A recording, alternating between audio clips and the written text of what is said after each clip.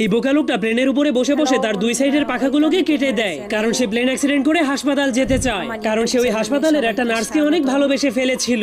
এরপর প্লেনটা ক্রাশ হলেই জলদি করে সেখানে একটা অ্যাম্বুলেন্স চলে আসে, কিন্তু একই অ্যাম্বুলেন্সের লোকেরা তো তাকে সেখানে ফেলে রেখে প্লেনটাকে নিয়ে হাসপাতালে চলে গেল। আর এই মোটা লোকটাও হাসপাতালের সেই নার্সটাকে অনেক ভালোবেসে ফেলেছিল, এই জন্য সেও অ্যাক্সিডেন্ট করে হাসপাতালে ভর্তি হওয়ার জন্য একটা ষাঁড়গরুকে লাল কাপড় দেখিয়ে রাগাতে শুরু করে দেয়। তখন ষাঁড়গরুটা তাকে বলে, মরতে চাইলে ট্রেনের সামনে গিয়ে শুয়ে পড়, 1 সেকেন্ডের মধ্যেই মরে ভূত হয়ে যাবি। কিন্তু মোটা লোকটা তার কোনো কথাই শুনছিল না, কারণ সে শুধুমাত্র অ্যাক্সিডেন্ট হয়ে হাসপাতালে যেতে চাইছিল। তখন ষাঁড়গরুটা তাকে মারার জন্য ফুল স্পিডের সামনে আগাচ্ছিল, আর সেই লোকটা কোনো ভয় না পেয়ে গোতা খাওয়ার জন্য সোজা হয়ে দাঁড়িয়েছিল। কিন্তু তখনই হঠাৎ করে ষাঁড়গরুটা কিছু দেখতে পেয়ে অনেক কষ্ট করে ব্রেক মেরে দেয়, যার ফলে সে ধীরে ধীরে মোটা লোকটার কাছে পৌঁছে যায়, কারণ সে পোস্টারের মধ্যে অনেক সুন্দরী একটা মেয়ে গরুর ছবি দেখেছিল, যার কারণে সে ওই মেয়ে গরুটার প্রেমে পড়ে যাওয়ার কারণে মোটা লোকটাকে গুতা না মেরেই ছেড়ে দেয়। তবুও মোটা লোকটা হার না মেনে নিজেকে অ্যাক্সিডেন্ট করার জন্য ট্রেনের রাস্তার উপরে গিয়ে পাছা উঁচু করে শুয়ে পড়ে। কিন্তু তখনই চিকন